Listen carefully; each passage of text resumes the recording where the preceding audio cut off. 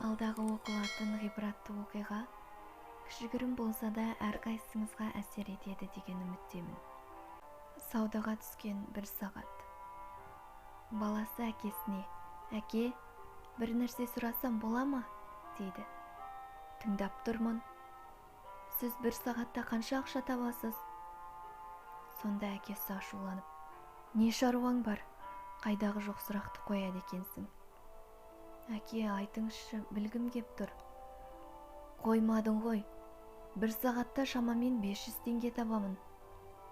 Сонда баласы аз кем ойланып: «Әке, маған 100 теңге қарызға беріңізші», дейді. «Немене? Менің табысымды қарыз сұрау үшін тексердің бе? Мен болсам күні бойы шаршап жұмыс істеймін. Сен болсаң сұрақ қойып мазамды аласың да, одан кейін ақша сұрап оны кәмпит сағызға шашасың. Бар, бөлмеңе барып ұйықта.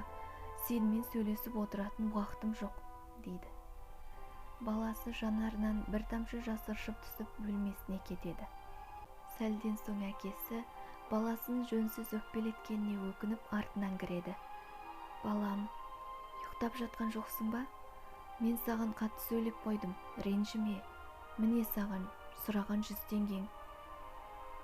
Сонда баласы қуанып төсегінен ыршып тұрады да, жастығының астынан біраз ақшаны шығарып, 100 теңгені соған қосады.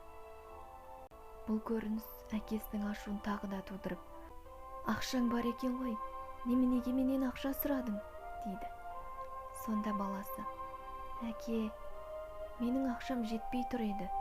Енді 500 теңге болды.